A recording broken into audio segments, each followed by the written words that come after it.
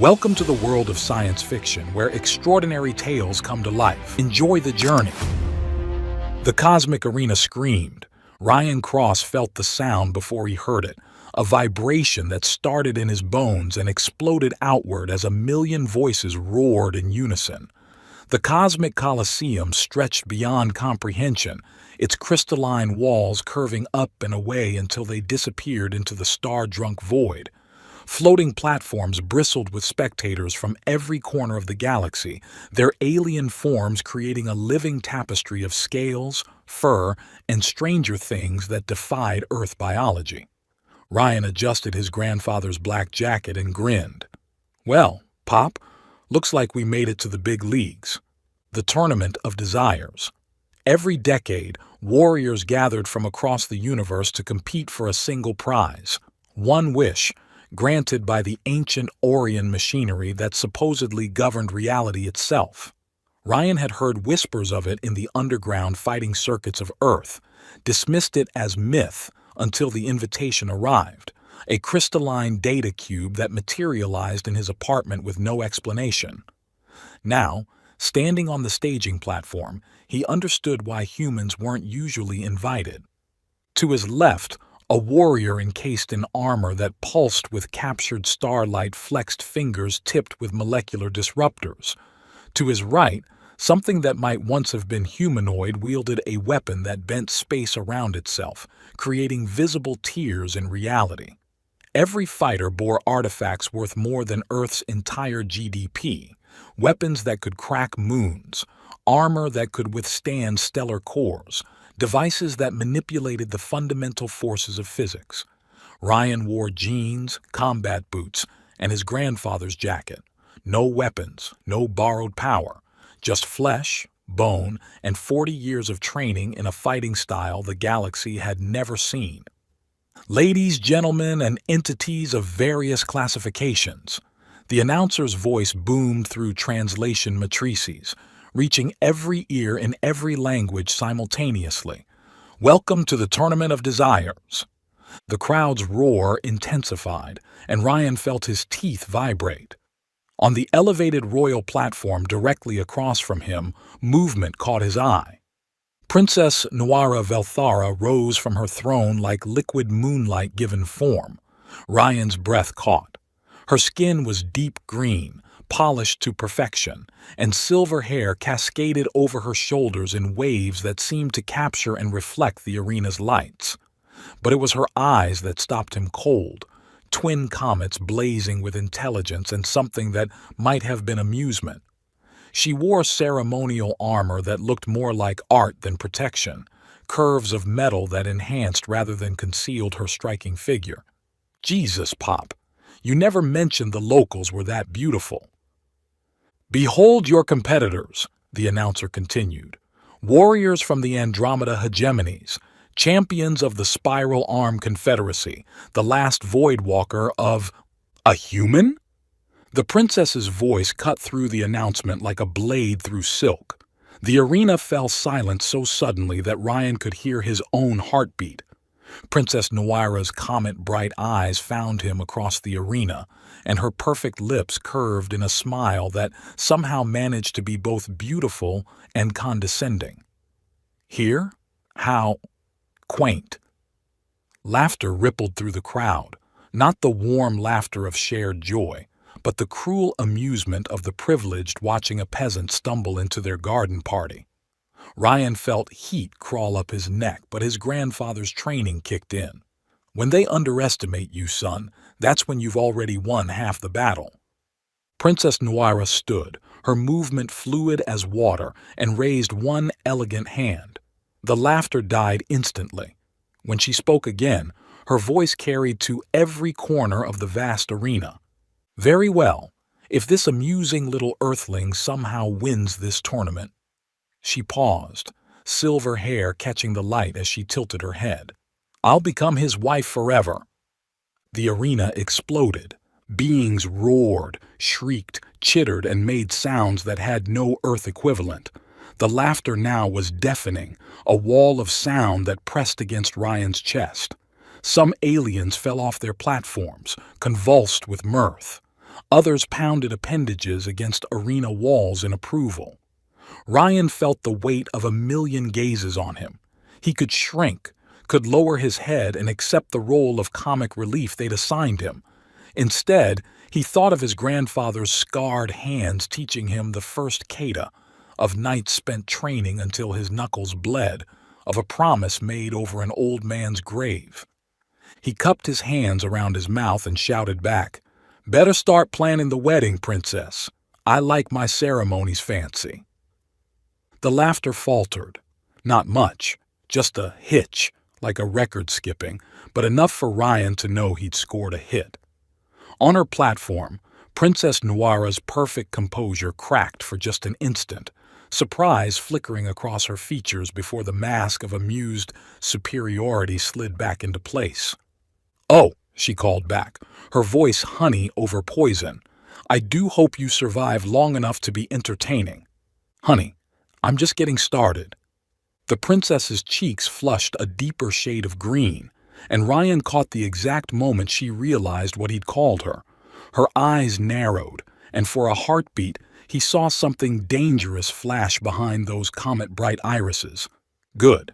Angry opponents make mistakes. The announcer's voice boomed again. "Competitors, prepare for the first trial. 1,000 warriors enter. Only 128 will advance." The arena floor began to shift, platforms rising and falling, creating a labyrinthine battlefield of impossible geometry. Weapon racks emerged from the walls, bristling with artifacts that hummed with barely contained power. The air itself began to thicken, taking on the metallic taste of activated energy fields. "Rules are simple," the announcer continued. "Survive 10 minutes in the crucible of chaos. Use any means necessary. Death is discouraged, but not prohibited." Ryan cracked his knuckles, feeling the familiar calm settle over him. This was what he'd trained for, not the political maneuvering or the cosmic implications, but the pure simplicity of combat. Around him, other fighters were selecting weapons, activating armor systems, communing with whatever powers they'd borrowed. A hand touched his shoulder. "Human?" Ryan turned to find himself looking up at a warrior whose armor seemed to be cut from the heart of a nebula, swirling gases and infant stars trapped in transparent metal. The being inside was humanoid but stretched, as if someone had taken a person and pulled them like taffy. Its voice resonated with harmonic frequencies that made Ryan's bones ache. "I am Resonance of the Void. I have fought in 3 tournaments. You will die within the first minute." "Thanks for the pep talk," Ryan said. "I'll make sure to send flowers to whatever passes for your funeral." The being's helmet tilted, confusion evident even through the alien features. "You do not understand. I am offering mercy. Yield now, and your death will be swift." "And I'm offering you a free lesson in human nature," Ryan replied, settling into a ready stance. "We don't know when to quit." The countdown began. 10, 9, 8. Ryan closed his eyes and let his grandfather's voice echo in his memory. "Remember, boy, they've got all the fancy gadgets, all the borrowed power, but you've got something they don't. You've got nothing to lose and everything to prove." 3, 2. Ryan opened his eyes, and for just a moment his gaze found Princess Noira on her platform. She was leaning forward now, no longer lounging in bored amusement. Her comet eyes were fixed on him with something that might have been curiosity. 1. Begin! The arena erupted into chaos. Energy beams lanced through the air, carving molten trenches in the shifting platforms. A warrior to Ryan's left simply vanished, not killed but erased from existence by something that weaponized entropy itself. Another fighter, this one resembling a cross between a gorilla and a crystalline spider, grabbed a weapon that screamed as it cleaved through space-time. Ryan did what he'd always done when faced with the impossible. He ran straight at it. His first opponent was a being that looked like living mercury poured into power armor. It raised a weapon that made the air itself burn, energy gathering in a sphere of contained annihilation. Ryan didn't try to dodge. Instead, he analyzed. The weapon's charge cycle, the slight delay as it targeted, the microscopic adjustment the being made to compensate for Ryan's movement. At the last possible second, Ryan dropped into a slide, his grandfather's jacket protecting him from the superheated arena floor. The energy blast passed inches over his head, close enough to singe his hair. He came up inside the being's guard and delivered what his grandfather had called a resonance strike. Not a punch, but a precisely calculated impact that sent vibrations through the target's molecular structure. The power armor cracked like an eggshell. The being inside made a sound like breaking glass and collapsed. Ryan rolled away as another blast carved through the space he'd occupied. 3 more fighters were converging on his position. Apparently, the human had become a priority target. Good. Meant he was doing something right. The next few minutes blurred together in a symphony of violence. Ryan fought like his grandfather had taught him, not against his opponent's strengths, but around them. When a warrior wielding gravity-based weapons tried to crush him, Ryan used the increased weight to add power to his strikes. When another fighter projected force fields, Ryan found the resonance frequency that made them shatter. He was bleeding from a dozen cuts. His jacket was scorched, and his left shoulder felt like it was on fire. But he was still standing. The 10-minute timer echoed through the arena. Time! Ryan looked around, chest heaving. Of the 1,000 fighters who'd entered, only scattered figures remained standing on the broken, smoking arena floor. He counted quickly. 127 others. He'd made it. The crowd's reaction was different now. The laughter had died, replaced by confused murmuring. On her platform, Princess Noara was staring at him with an expression he couldn't quite read. "Survivors," the announcer called, "report to the medical facilities for evaluation and preparation for the next round."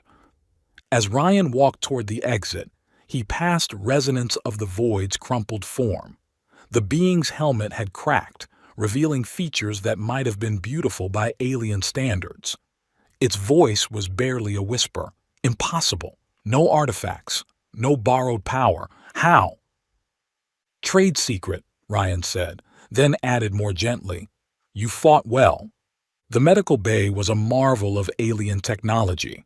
Healing pods that looked like crystal wombs, devices that diagnosed injuries with beams of soft light, medical staff representing dozens of species. Ryan found himself assigned to a regeneration chamber that promised to heal his wounds in minutes rather than weeks. As he waited, he studied his fellow survivors. Most showed little damage.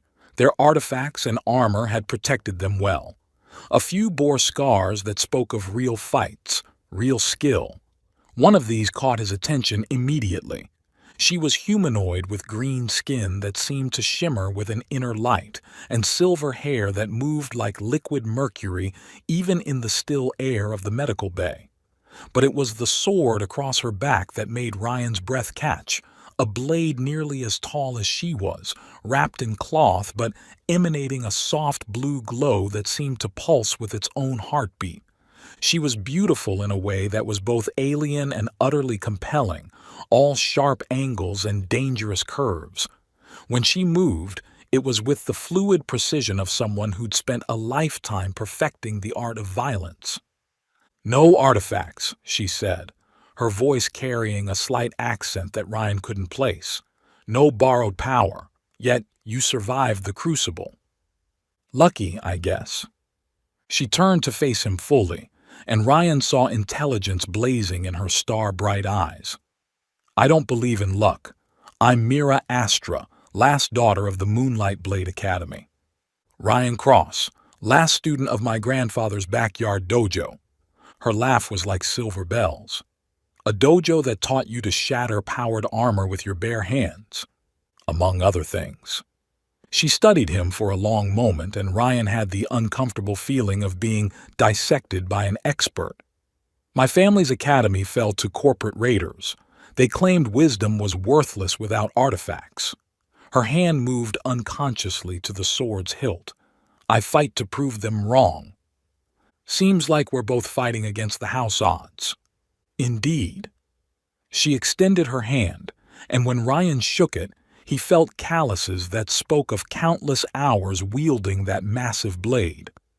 Perhaps we're not as alone as we thought.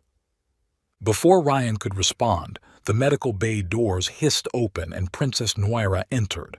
She changed from her ceremonial armor into elegant combat attire, form-fitting material that looked like liquid shadow, cut to allow maximum mobility while still maintaining her royal dignity.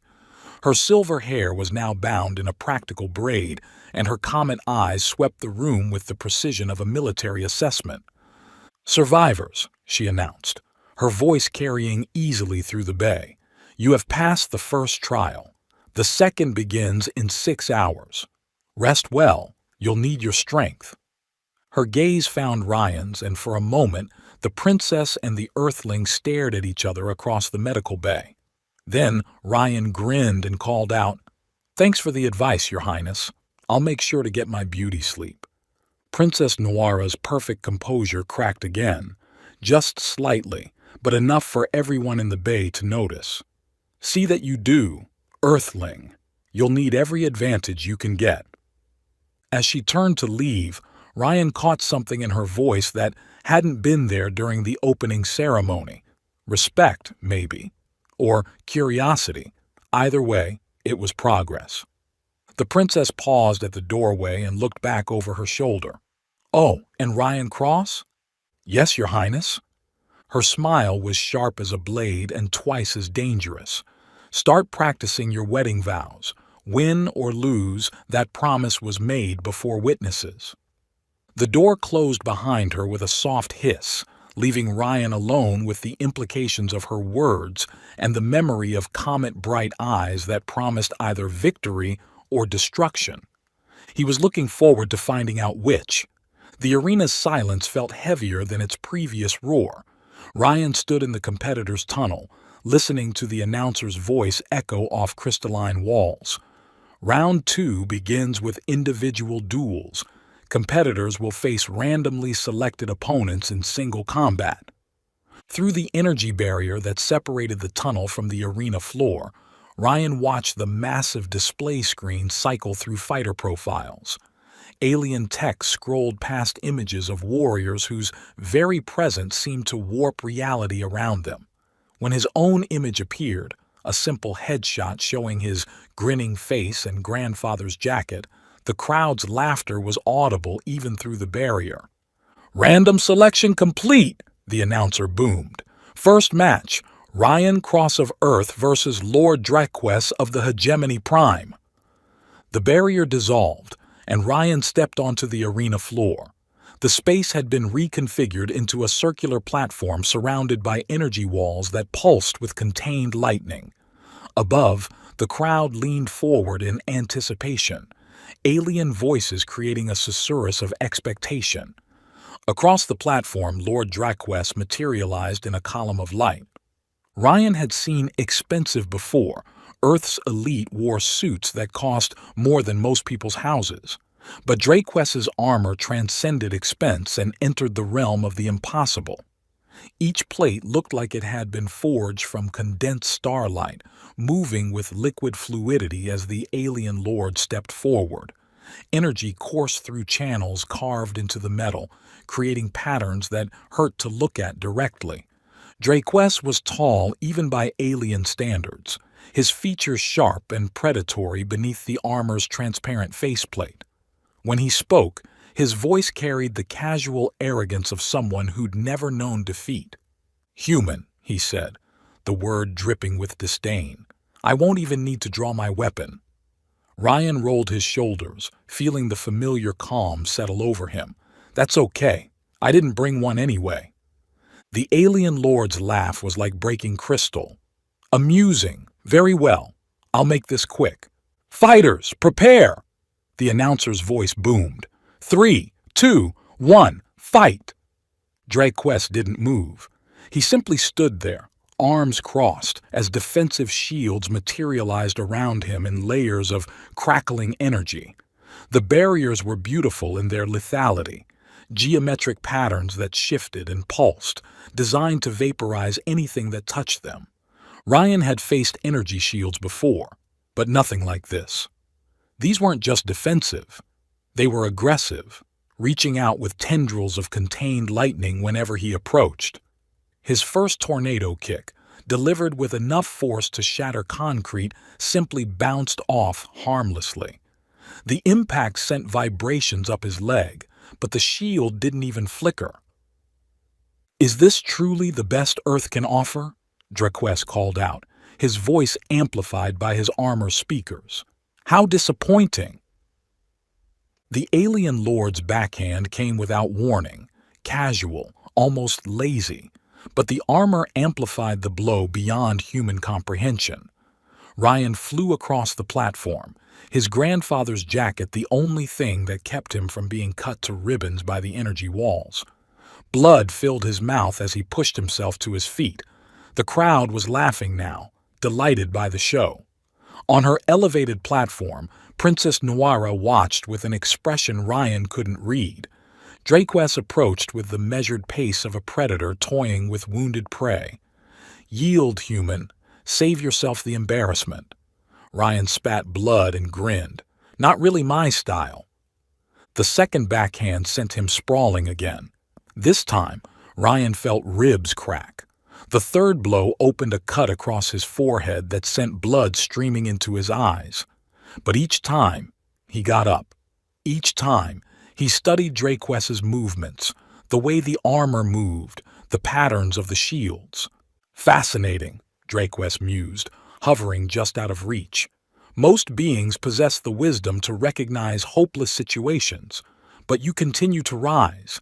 Is this courage or simply stupidity?" "Little of both," Ryan gasped, wiping blood from his eyes. "But mostly stubbornness." The fourth backhand should have finished him. Ryan saw it coming this time, watched the armor's servo muscles coil, tracked the trajectory of the blow. But instead of trying to dodge, he did something his grandfather had beaten into him through years of training. He watched the armor itself. There, for just a microsecond during the strike's follow-through, a gap appeared between the shoulder plates. The shields flickered as they recalibrated around the armor's movement.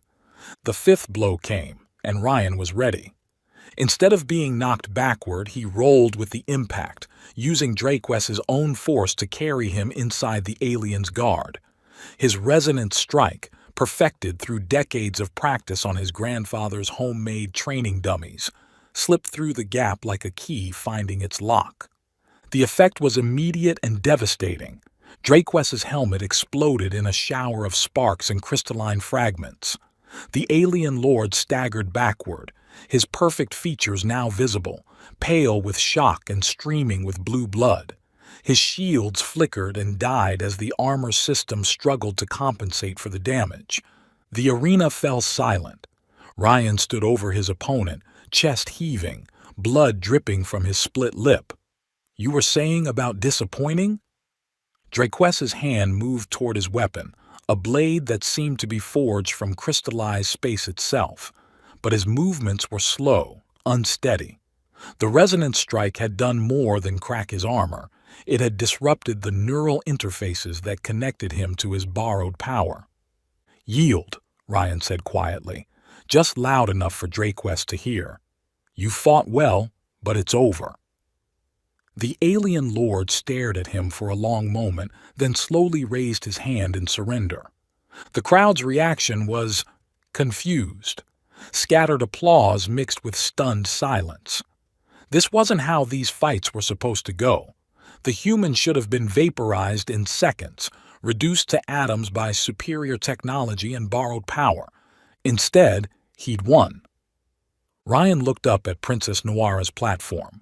The green-skinned royal was no longer lounging in bored amusement. She was leaning forward, comet-bright eyes fixed on him with something that might have been respect or hunger. He grinned and called out, his voice carrying clearly through the suddenly quiet arena. "One down, princess. Hope you're picking out a dress." Her cheeks flushed deeper green, but this time Ryan caught something else in her expression. The mockery was still there, but underneath it was something new, curiosity perhaps, or challenge. "Don't get ahead of yourself, Earthling," she called back, her voice honey over steel. "You've survived 2 trials. There are many more to come." "Looking forward to it, Your Highness." As medical staff rushed onto the platform to tend to both fighters, Ryan caught sight of Mira Astra in the competitors section. The green-skinned warrior was studying him with those star-bright eyes, her massive sword gleaming softly across her back. When their gazes met, she nodded once, a gesture of acknowledgement between warriors. But it was Princess Noora who held his attention. Even as medical drones tended to his wounds, even as the crowd slowly returned to its normal chaos, he found himself looking up at her platform. She was still watching him, silver hair catching the arena lights like liquid starlight. For the first time since arriving at the Tournament of Desires, Ryan began to think he might actually have a chance. Not just at winning the tournament, at proving his grandfather's words true. Artifacts could break, gods could die, but a human who refused to quit. That was something else entirely. As he was escorted from the platform, Ryan heard the princess's voice one more time, pitched just loud enough to carry. "Interesting." In the competitor's tunnel, as medical staff worked to heal his wounds, Ryan smiled despite the pain. He'd gotten her attention. Now he just had to keep it. The tournament was far from over, but the first real battle had been won. Not against Draquess, against the assumption that humans didn't belong here, that borrowed power was the only power that mattered. His grandfather would have been proud. The team assignment crystal pulsed with malevolent light as it announced Ryan's fate. Team 7, Princess Nuira Velthara, Kaelin Thexara, Ryan Cross. Ryan watched the princess's reaction from across the competitor assembly hall. Her emerald skin, a shade he hadn't noticed in the arena's chaotic lighting, flushed darker with what could only be fury. Those comet-bright eyes blazed as she stared at the assignment crystal like she could shatter it through sheer force of will. "This is intolerable," her voice carried clearly through the hall, each word sharp enough to cut steel. "I am to be paired with that?" Ryan grinned and waved. "Hey there, teammate. Miss me?" If looks could kill, Ryan would have been atomized on the spot. Instead, Princess Noira swept from the hall in a flutter of silver hair and wounded dignity, leaving behind the faint scent of something like starflowers and ozone. Kaelin Thexara approached him, her green skin bearing the same subtle luminescence he'd noticed in Noira, though where the princess moved like liquid grace, Kaelin carried herself with the practical efficiency of someone accustomed to making broken things work. The device strapped to her chest, the Heitai core, according to the tournament records, hummed with contained energy. "She's not happy," Kaelin observed, her accent carrying the clipped consonants of someone raised in deep space installations. "I noticed. You?" Kaelin studied him with the same analytical expression she might give a particularly complex engineering problem. "You intrigue me, human. No borrowed power, no artifacts, yet you've survived this long." She gestured at the core on her chest. "This device contains the accumulated knowledge and energy signatures of my ancestors, warrior engineers who built the great void ships. When I activate it, their expertise flows through me, guides my movements, enhances my abilities." Ryan nodded, beginning to understand. "Borrowed power. You're using their strength." "Exactly. Every competitor here draws power from somewhere. Ancient weapons, stored consciousness, crystallized divine essence. The artifacts of the Orion civilization make it possible to channel forces beyond individual capacity." Her eyes narrowed. "Except you. You fight with nothing but what you were born with. Pretty much. That should make you the weakest fighter here. Should. Kalen's laugh carried genuine warmth. I think I understand why you make her so angry. You're an impossibility that shouldn't exist. Before Ryan could respond, the arena's announcement system crackled to life. Team battles commence in 1 hour. Competitors report to designated preparation chambers. Their preparation chamber turned out to be a crystalline dome overlooking the arena floor, equipped with tactical displays and strategy tables that projected three-dimensional combat scenarios. Princess Noira was already there when Ryan and Kalen arrived, her emerald skin practically glowing with suppressed rage. She changed into combat gear, form-fitting armor that looked like it had been grown rather than forged, every curve designed to maximize mobility while still maintaining her royal bearing. The moonblade across her back seemed larger in the confined space, its edge bleeding soft light that made the air itself seem sharper. Our opponents, she said without preamble, gesturing at the tactical display, are the Crimson Triad. 3 figures materialized in the projection, warriors whose very presence seemed to warp reality around them. The first wielded a staff that contained what looked like a miniature star. The second carried gauntlets that left cracks in space-time with each movement. The third had somehow bound a gravitational anomaly to serve as both weapon and shield. Planet killers, Kalen breathed. Each of those artifacts could crack a moon. They're favorites to win the entire tournament, Noira continued, her voice carrying the clinical detachment of a military briefing. Lord Krexna has bound the essence of a dying star to his staff. He can unleash solar flares at will. Lady Vorth-Ock's gauntlets channel dimensional rifts. She can literally punch holes in reality. And Commander Zextal. She paused, her expression darkening. His gravitational weapon turns him into a living black hole. Ryan studied the projections, watching the way each warrior moved, the subtle tells that revealed their fighting patterns. What's their weakness? Noira's laugh was bitter as winter starlight. Weakness? They don't have weaknesses. They have enough borrowed power between them to sterilize solar systems. Everyone has a weakness. Not everyone is a deluded human with a death wish. The words hit harder than Ryan expected, not because of their cruelty but because of the pain underneath them.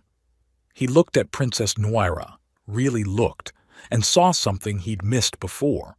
Fear. Not fear of the upcoming battle, but something deeper, older. "What happened to your people?" he asked quietly. The question hung in the air like a blade. Noira went absolutely still, her comet-bright eyes fixing on Ryan with laser intensity. When she spoke, her voice carried the weight of worlds. "My people are dead. All of them." The words came out flat, emotionless, but Ryan heard the effort it took to keep them that way. The Velthari Empire, gone, consumed by the Void Swarm while I was away playing diplomat with lesser races. Kalen's intake of breath was sharp in the sudden silence. "Billions of voices," Noira continued, her hand moving unconsciously to the moonblade's hilt, calling my name as their worlds burned, begging their princess to save them. Her laugh was broken glass. I couldn't even save myself. Ryan felt something shift in his chest, not attraction this time, but recognition. Loss. He knew that particular flavor of pain, the guilt that came with survival when others didn't make it. "The blade," he said, understanding hitting him like a physical blow. "It's not just a weapon." "The crystallized soul fragments of my people," Noira whispered. "Their last hope of resurrection. If I win the tournament, if I claim the wish." She straightened, royal composure sliding back into place like armor. "They live again." The tactical display chimed, breaking the moment. "Teams to the arena floor. Battle commences in 5 minutes." As they moved toward the transport tube, Ryan caught Noira's arm. Her skin was warm under his fingers, and he felt her pulse quicken at the contact. "We're going to win," he said simply. "You can't possibly know that." "Maybe not, but I'm going to make sure you get your chance at that wish." Something flickered in her eyes, surprise perhaps, or the beginning of hope. Why? Because some things are worth fighting for, even if you can't win. The arena floor had been reconfigured into a three-dimensional battle space, floating platforms connected by energy bridges with obstacles that shifted and moved according to some hidden pattern. The Crimson Triad waited at the center, their borrowed power making the air itself thick with potential violence. "Strategy?" Kaylin asked, her Heitai core beginning to glow. "Simple," Ryan said, settling into a ready stance.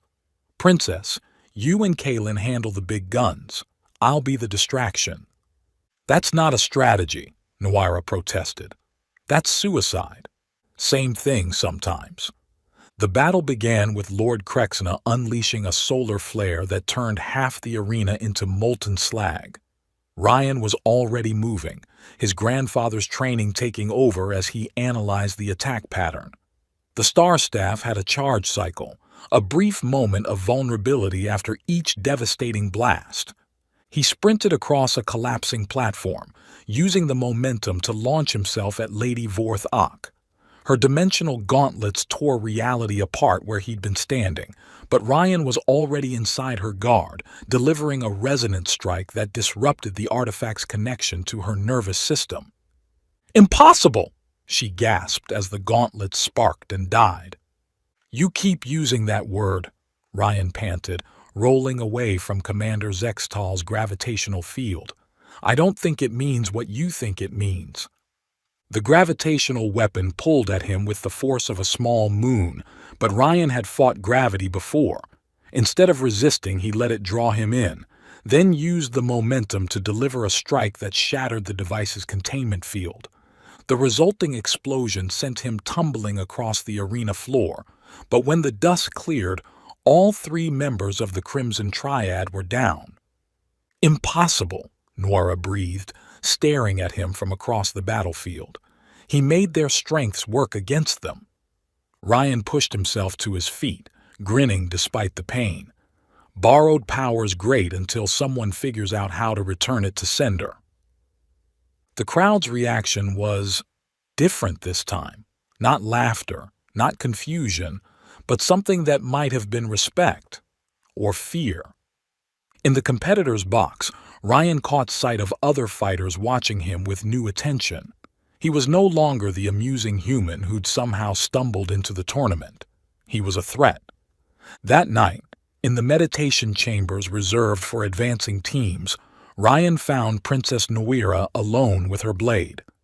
She sat in the center of the crystalline room, the moon blade across her knees, its light casting shifting patterns on the walls. Her eyes were closed, lips moving in what might have been prayer or simply conversation with the dead. "Can't sleep either?" Ryan asked softly.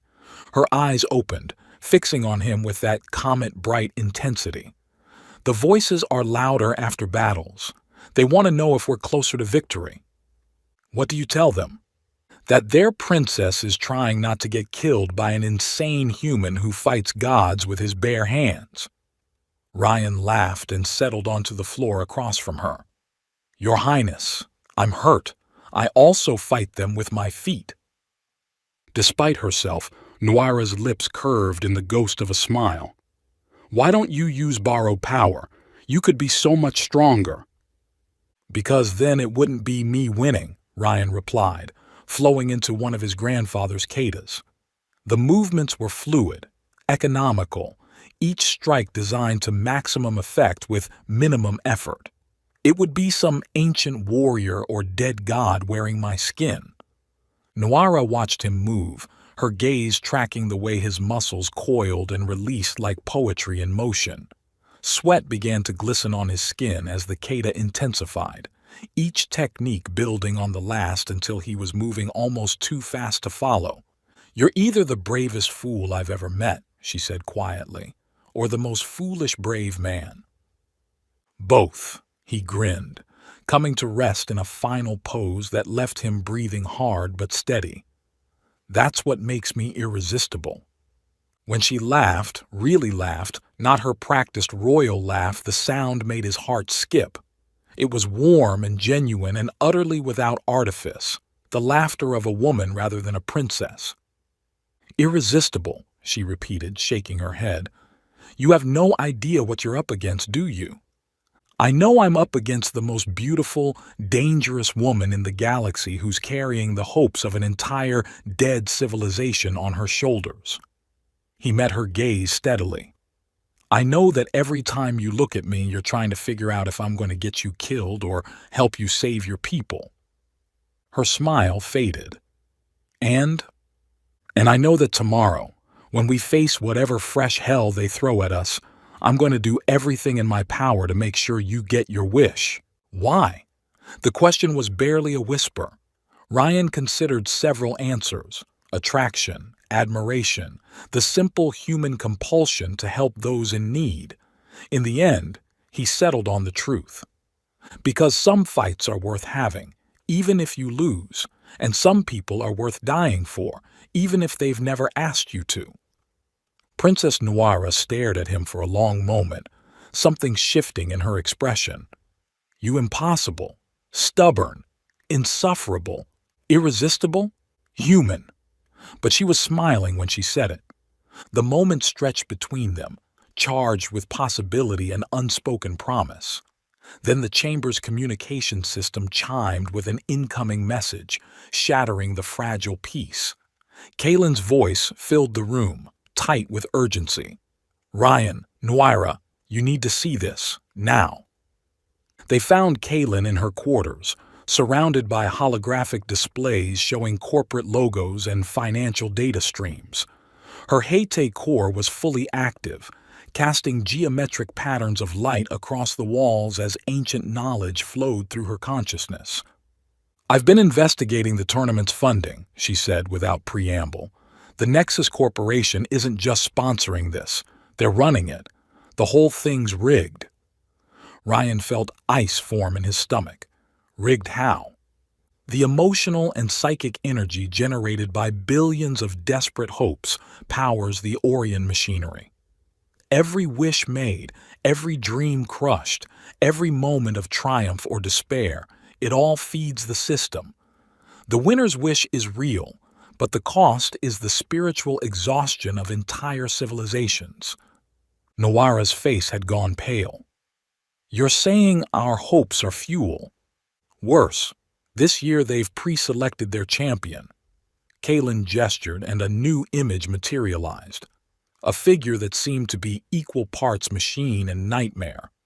Imperator Kronax, cyborg warrior equipped with prototype Orion technology.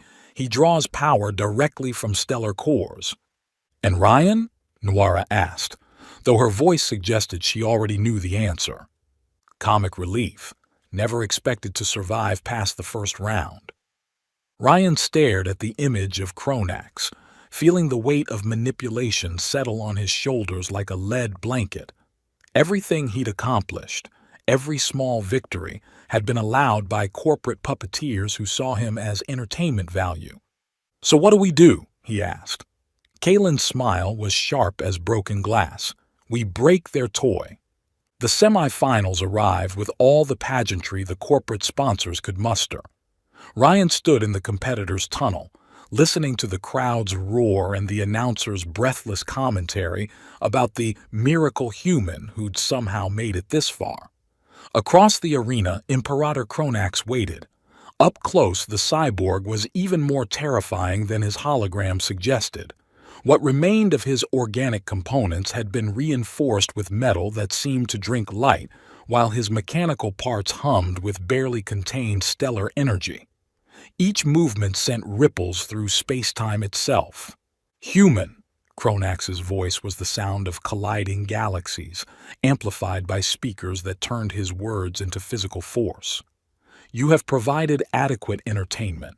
I will make your death swift. Thanks, Ryan replied, settling into his fighting stance. but I'm thinking more along the lines of making your malfunction permanent. The battle began with Kronax moving faster than physics should have allowed. His first punch carried the force of a supernova, cratering the arena floor where Ryan had been standing a microsecond before. The second created a shockwave that shattered observation windows 50 meters away. Ryan danced between the attacks, his grandfather's training the only thing keeping him alive.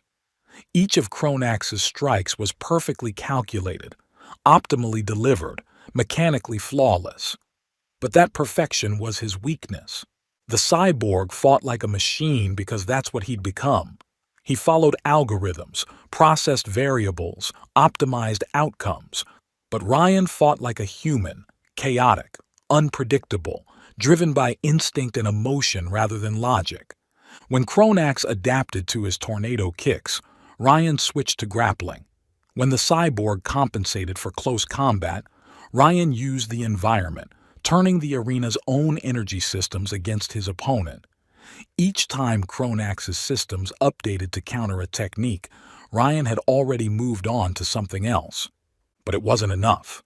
The cyborg's borrowed power was too vast, his technological advantages too overwhelming. Ryan was bleeding from a dozen wounds, his grandfather's jacket torn and smoking from near-miss energy blasts. In the stands, Princess Noira watched with barely concealed terror as the human she was definitely not falling in love with got systematically dismantled by a monster that should never have existed. That's when Ryan made his choice. He could feel his grandfather's final lesson burning in his chest, the technique the old man had made him swear never to use unless the fate of humanity itself hung in the balance. Stellar resonance. A way to push the human body beyond its absolute limits, vibrating every cell at the frequency of stellar collapse. It would kill Kronax. It would also, almost certainly, kill Ryan. He looked up at Princess Noira one last time, drinking in the sight of her emerald skin and comet-bright eyes, the silver hair that caught the arena lights like liquid starlight. "For the record," he called out, his voice carrying clearly through the sudden hush, "I would have been an amazing husband." Then Ryan Cross did what humans had always done when faced with impossible odds. He refused to quit. His body began to vibrate, flesh and bone resonating at frequencies that made reality itself scream in protest. Power beyond comprehension flowed through him, borrowed from the fundamental forces that held atoms together. His form blurred between dimensions as he charged, each step leaving cracks in space-time. "Ryan, no!" Princess Noira's scream cut through the arena's roar. The collision when it came was less a fight than a cataclysm. Two forms of impossible energy meeting in a burst of light that cracked the arena's dome and sent shockwaves racing across the galaxy.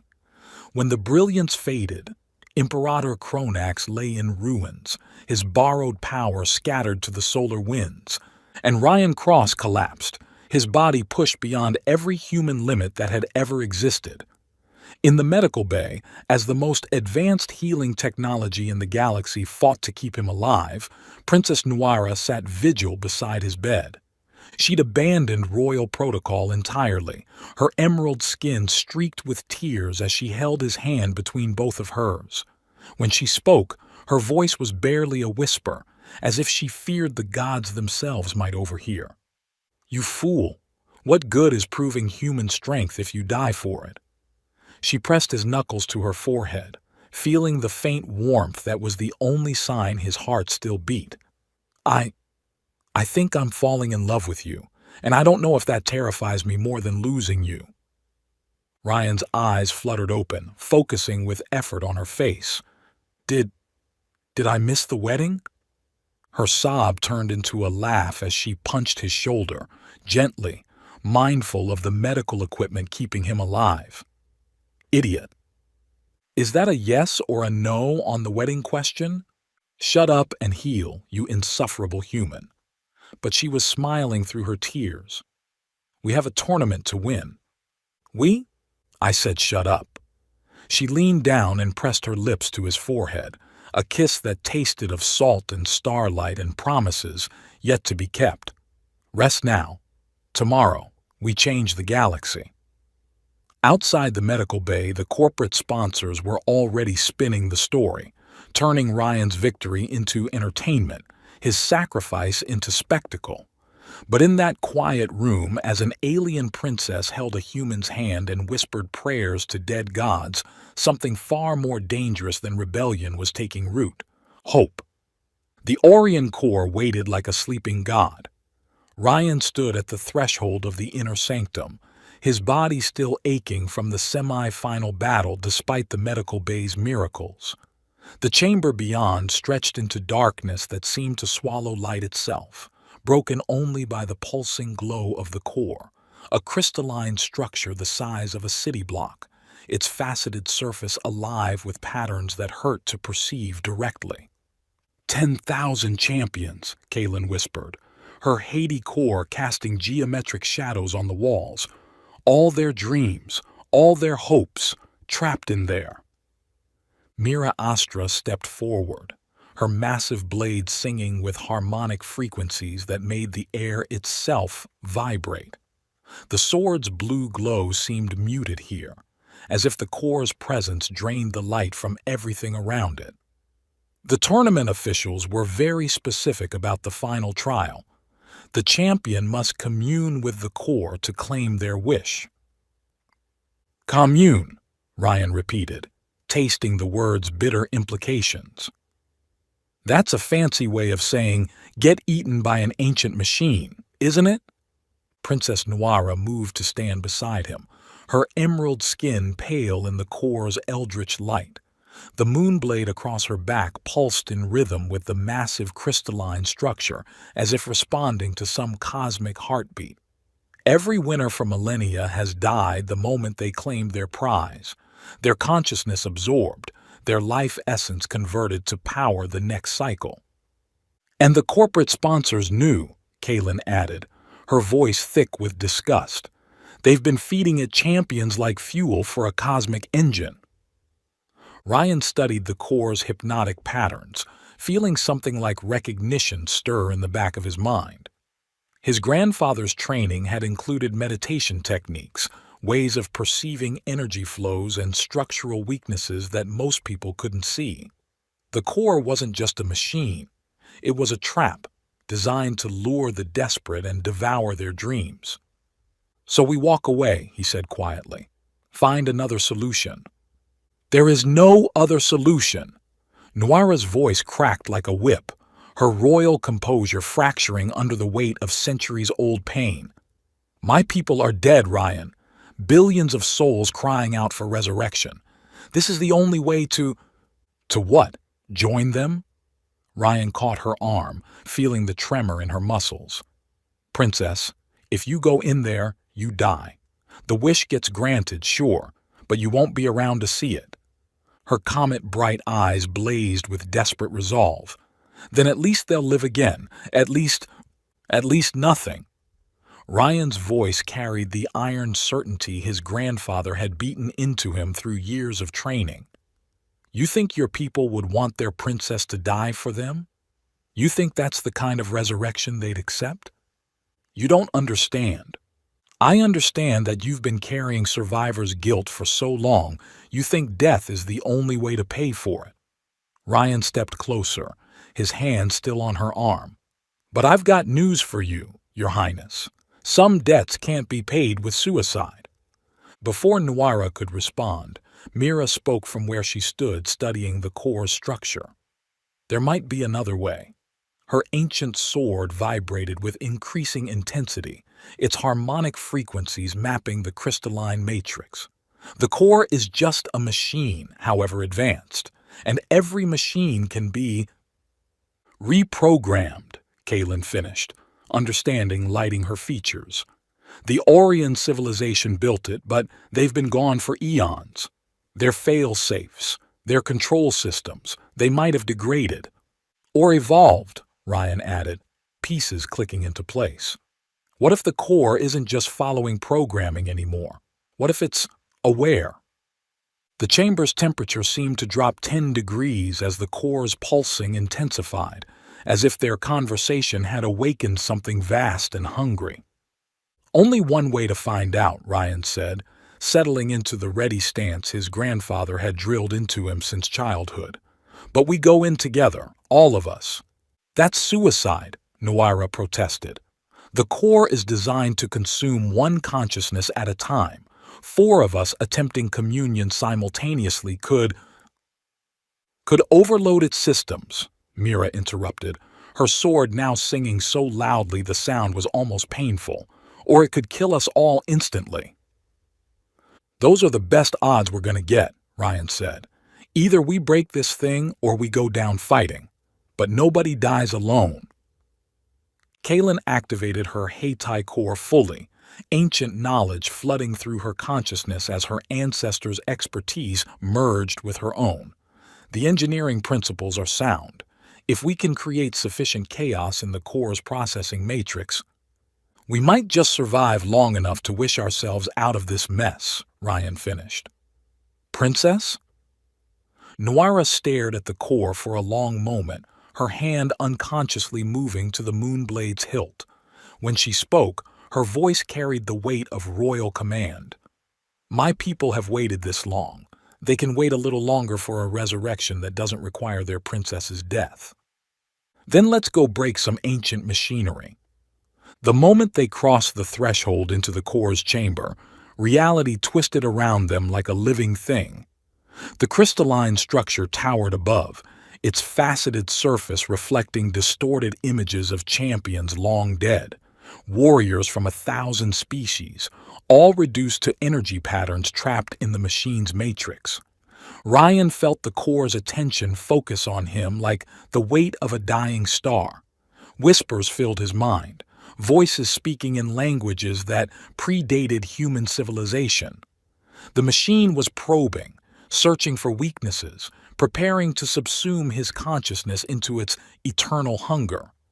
"Welcome, champion." The voice was every voice and no voice, speaking directly into his thoughts. "Your struggle ends here. Accept unity with the eternal pattern, and your wish shall be granted." "Thanks, but I'll pass," Ryan replied aloud, his words echoing strangely in the vast chamber. "I've got trust issues with cosmic vending machines." The core's response was immediate and violent. Crystalline guardians materialized from the walls, beings of living light and quantum uncertainty that moved with predatory grace.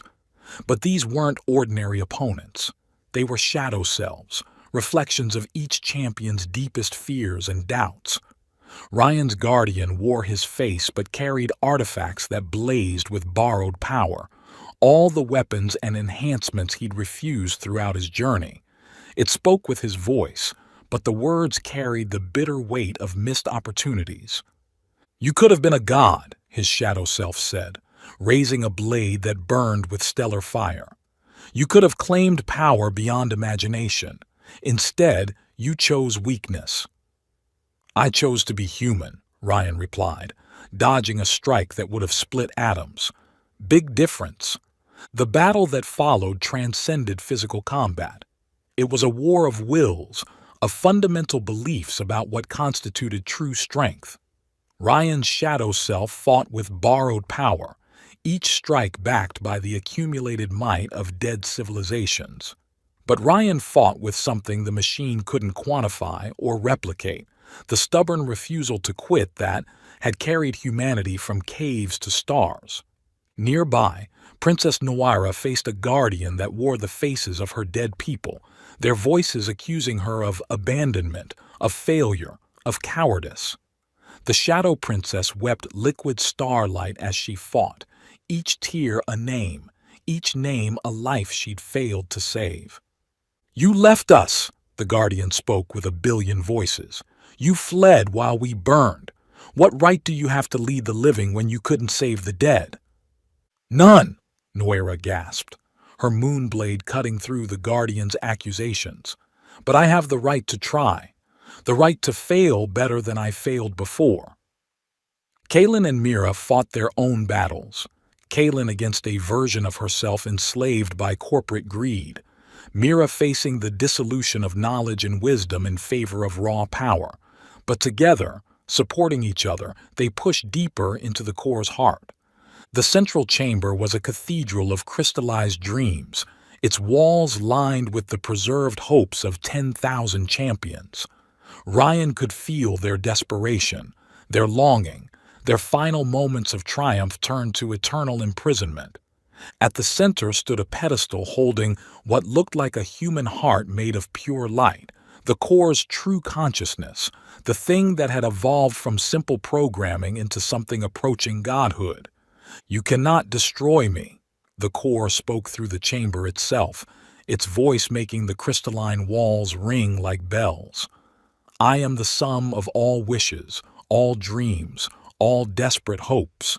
I am what remains when heroes die." "Yeah, well," Ryan said, walking toward the pedestal despite the energy fields that tried to flay the flesh from his bones. "I've got news for you. Heroes don't die. They just get replaced by other heroes." The core offered him everything: immortality, godhood, the power to remake the universe according to his will. All he had to do was take its place, become the next iteration of the cosmic wish-granting machine. Ryan looked at the offered power, at the temptation to solve every problem with divine might, and did what humans had always done when faced with corruption disguised as salvation. He said no. Instead, he placed his hands on the crystalline heart and spoke his wish with absolute clarity. "I wish for Princess Noira's people to live again. All of them, free and happy, and I wish for this machine to stop eating champions." The core screamed. Not the mechanical shriek of failing systems, but the anguished cry of a being forced to act against its fundamental nature. For millennia, it had consumed dreams and granted wishes through death. Now it was being asked to give life through sacrifice, but the sacrifice of its own existence rather than its victims.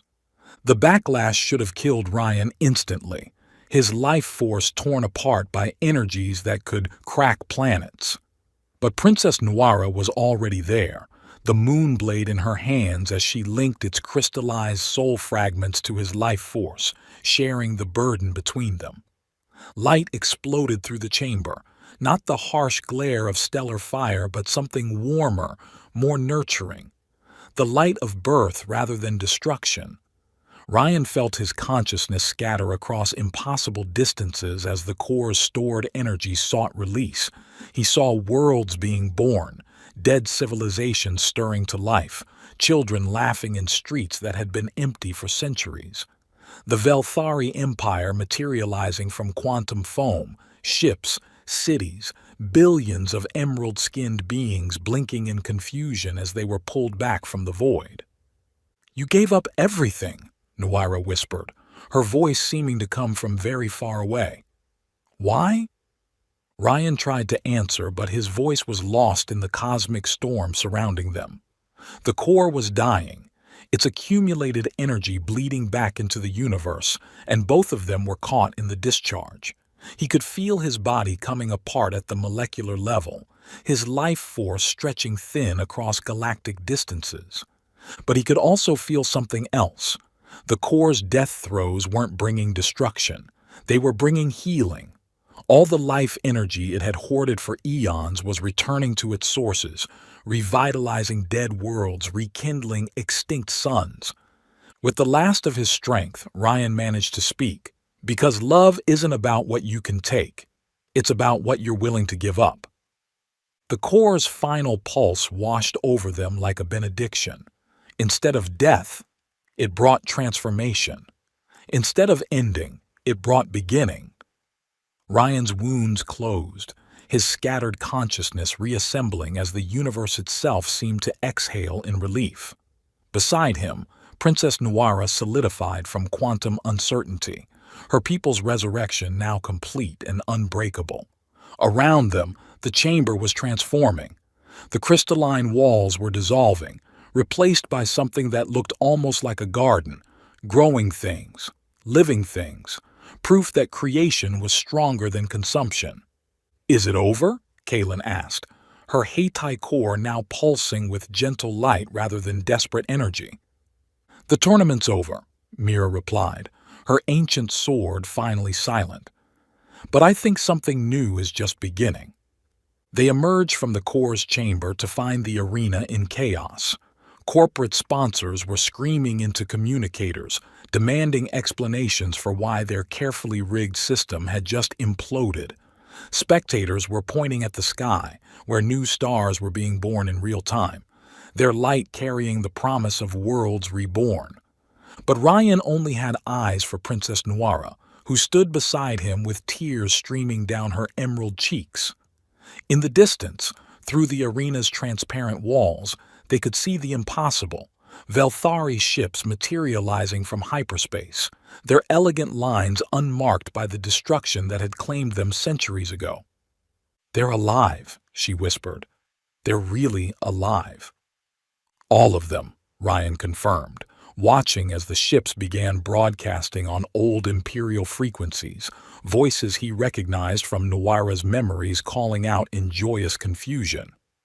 "My queen," the voice of Admiral Thex Ara crackled through the arena's communication system. We remember dying. But we're here. How is this possible?" Princess Noira activated her personal communicator, her voice steady despite the tears. "It's possible because someone proved that heroes don't have to die to save the day." 6 months later, on the restored Velthari homeworld, Ryan stood at an altar that had been rebuilt from memory and hope. The city around them sparkled with new life, children playing in streets that had been empty for centuries, their laughter carried on winds that smelled of growing things instead of death. His tuxedo was his grandfather's old formal jacket modified by Velthari tailors who'd learned their craft from cultural memory and practiced it with desperate joy. It fit perfectly, the black fabric somehow enhanced by alien craftsmanship until it looked like formal wear worthy of a galactic hero. Princess Noira approached him down an aisle lined with representatives from hundreds of species, beings who no longer needed to rely on borrowed power to defend themselves, who'd learned that true strength came from within. She wore traditional Velthari wedding attire, but Ryan noticed with amusement that she was also wearing her combat boots. "You know," he said as she took his hands, "when you made that bet, I don't think you expected this." "I've learned not to underestimate humans," she replied, her comet-bright eyes sparkling with mischief and love in equal measure, especially stubborn ones who fight gods with their bare hands. "Speaking of which," Ryan grinned, "are you sure you want to be married to someone who just made himself public enemy #1 of every corporation in the galaxy? Are you sure you want to be married to someone who's technically responsible for rebuilding an entire interstellar empire? Honey, I wouldn't have it any other way."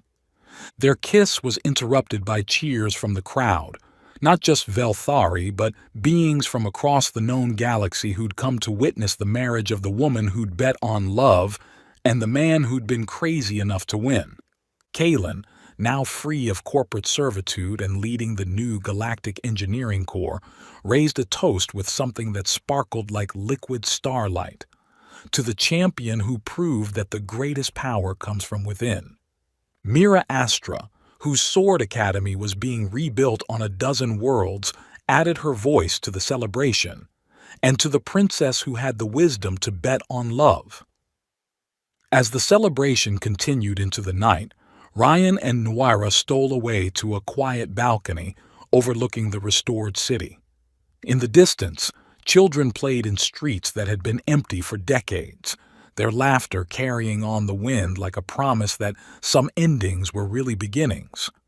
The stars above them were different now, brighter, more numerous, as dead systems awakened to new life. The core's final gift to the universe, proof that destruction was never the only option. "So," Noira murmured, settling into his arms with the comfortable ease of someone who'd found their place in the cosmos, "what's our next impossible challenge?" Ryan pulled her closer, breathing in the scent of star flowers and ozone that always seemed to surround her. How about we start with the honeymoon?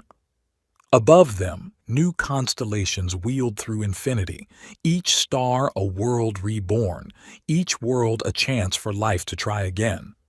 And in the city below, the laughter of children echoed off buildings that had been rebuilt from memory and hope, carried by winds that no longer tasted of ending but of endless possibility. In a galaxy where power had been bought and borrowed, one human had proved that the greatest strength of all could never be purchased. It could only be earned. And sometimes, if you were very lucky and very stubborn, it came with a princess who kept her promises. The universe, it seemed, had a sense of humor after all. Years later, Ryan Cross had faced gods, machines, and corporate overlords without flinching. But right now, watching his 3-year-old daughter Zara attempt to eat soup with a training fork while simultaneously explaining the aerodynamics of spacecraft to her stuffed dragon, he was completely defenseless.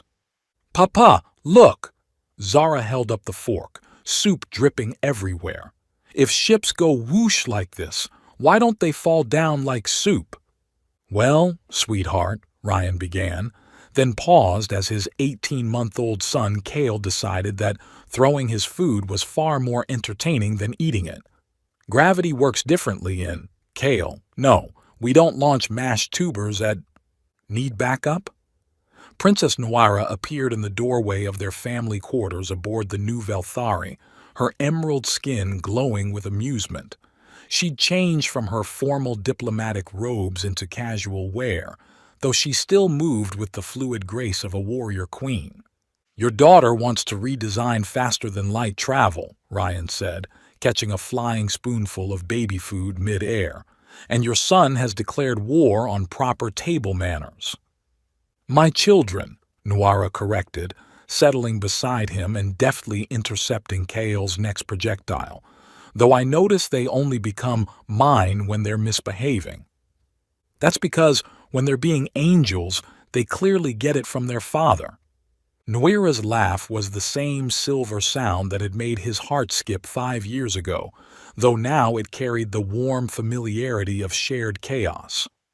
"Ryan Cross, you are many things, but angelic isn't one of them." Before Ryan could respond, the ship's communication system chimed with an incoming message. Kalen's voice filled the family quarters, crisp and professional despite the obvious excitement underneath.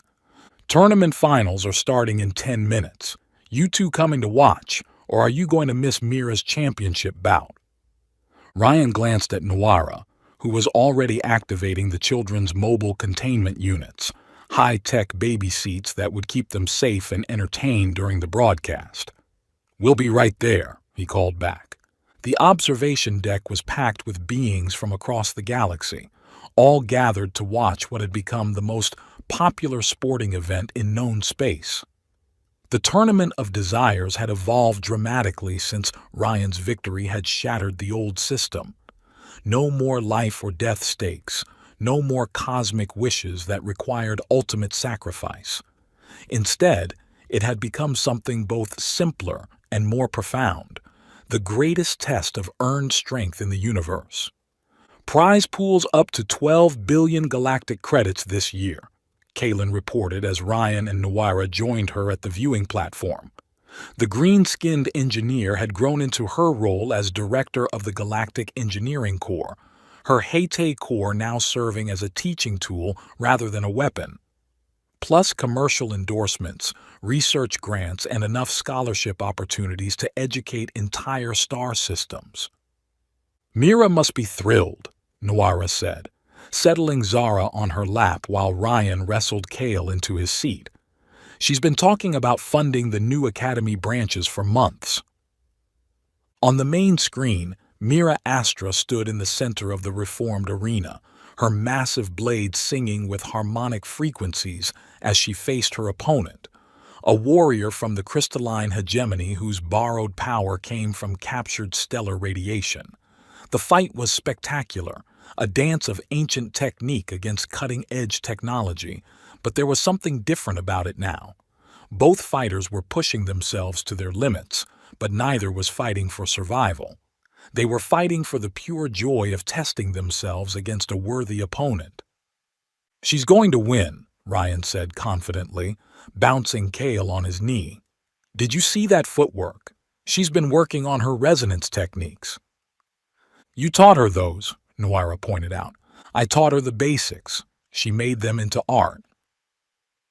As if responding to his words, Mira executed a combination that turned her opponent's energy beam into a harmonic feedback loop, overloading his borrowed power systems.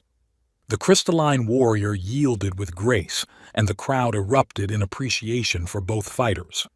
"Ladies, gentlemen, and entities of all classifications," the announcer's voice boomed across the arena, "your new Tournament of Desire's champion, Master Mira Astra of the Moonlight Blade Academy." The celebration that followed was joyous rather than desperate. Beings cheered not because their hopes for cosmic intervention had been fulfilled, but because they'd witnessed something genuinely beautiful.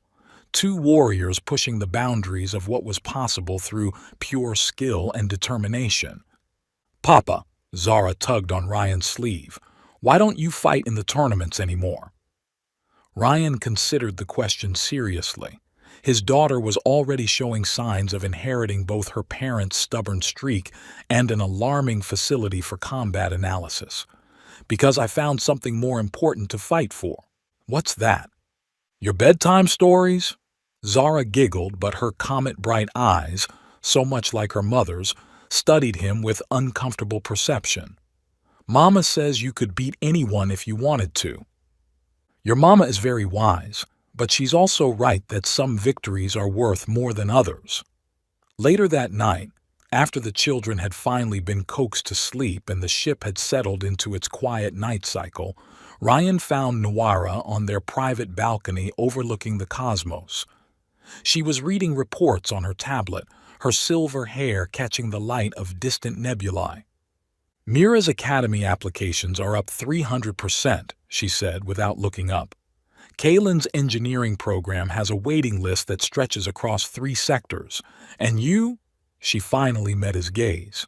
"You've started 17 schools teaching renewal combat to beings who never thought they could fight without borrowed power. Guilty as charged. You realize you've accidentally started a galactic revolution?" Ryan settled beside her, automatically reaching for her hand.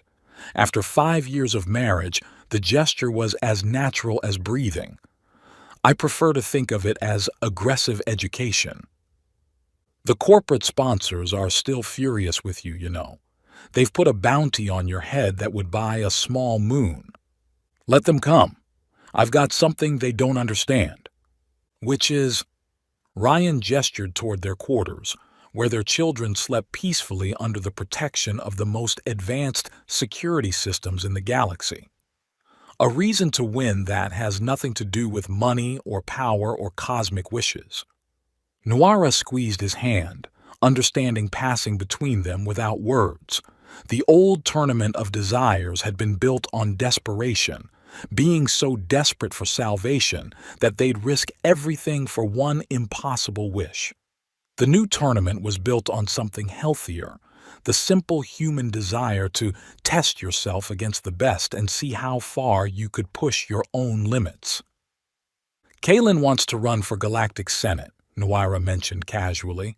"Her platform is universal access to education and the elimination of economic barriers to self-improvement.